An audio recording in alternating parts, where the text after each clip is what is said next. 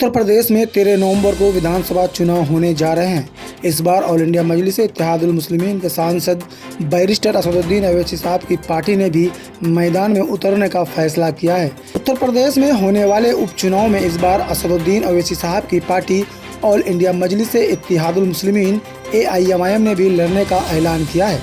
उत्तर प्रदेश को राजनीति की पाठशाला कहा जाता है। ये वो सूबा है जहां कन-कन में राजनीति देखने को मिलती है। एक बार फिर यूपी में उपचुनाव को लेकर घंटी बज चुकी है। 10 विधानसभा सीटों पर उपचुनाव होने जा रहे हैं। एक तरफ अखिलेश यादव है जो इंडिया गठबंधन के सहारे सभी सीटों पर जीत के दावे कर रहे हैं।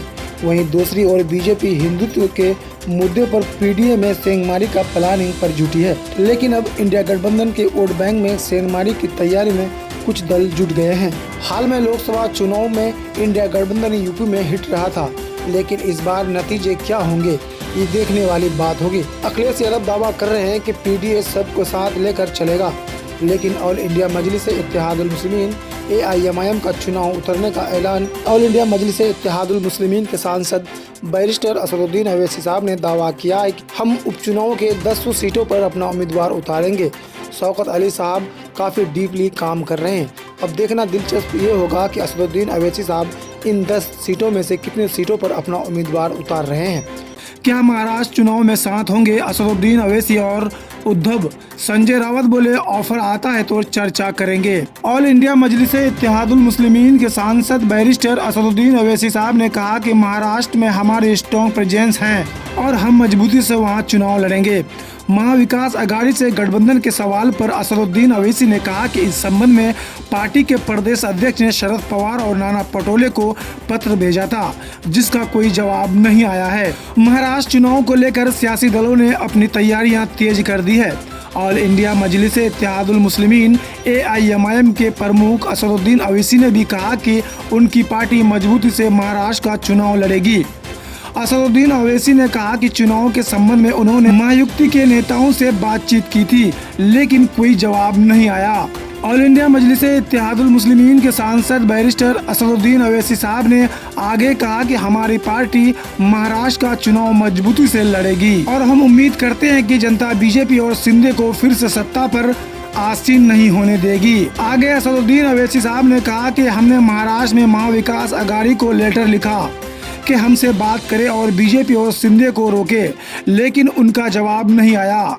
अब महाविकास अघाड़ी को तय करना है कि अलायंस होगा या नहीं।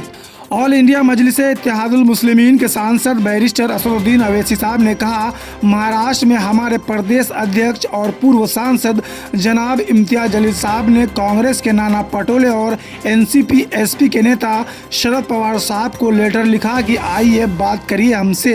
लेटर लिखे 1 महीना हो गया है। हम भी नहीं चाहते हैं कि महाराष्ट्र में फडणवीस और शिंदे की सरकार बने।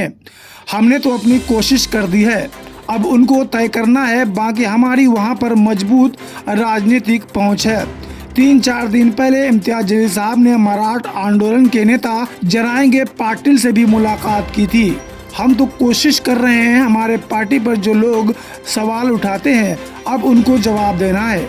हमको तो अपनी पार्टी के लिए लड़ना पड़ेगा। ऑल इंडिया मजलिस इत्तेहादुल मुस्लिमीन के सांसद बैरिस्टर असदुद्दीन अवैसी साहब ने कहा, हमारी पार्टी ने महाराष्ट्र में 5 कैंडिडेट का ऐलान कर दिया है और भी उम्मीदवारों से इम्तियाज जलील और अकबरुद्दीन अवैसी साहब और जितने बड़े नेता हमारे पार्टी के हैं उनसे बात चल रही है। हम महाराष्ट्र का चुनाव भी लड़ेंगे और वहाँ 2 विधायक है। हमारी कोशिश होगी कि हम अपने विधायकों की संख्या को और बढ़ाएं। वहीं ऑल इंडिया मजलिस इत्तेहादुल मुस्लिमीन के सांसद बैरिस्टर असदुद्दीन अवैसी साहब के ऑफर पर शिवसेना UBT के सांसद संजय रावत ने भी प्रतिक्रिया दी है। जब संजय रावत से पूछा गया कि क्या महाराष्ट्र में BJP को रोकने के लिए महाविकास अघाड़ी असदुद्दीन अवैसी की पार्टी से हाथ मिलाएगी, तो इसके जवाब में संजय रावत ने कहा कि अगर पार्टी में कोई प्रस्ताव आया होगा तो उस पर चर्चा होगी। दोस्तों, ताज़ा तरीन खबरों के लिए AIMIM न्यूज़ चैनल को सब्सक्राइब करें, वीडियो को लाइक शेयर ज़रूर करें, कमेंट बॉक्स में आप अपनी राय ज़रूर दें।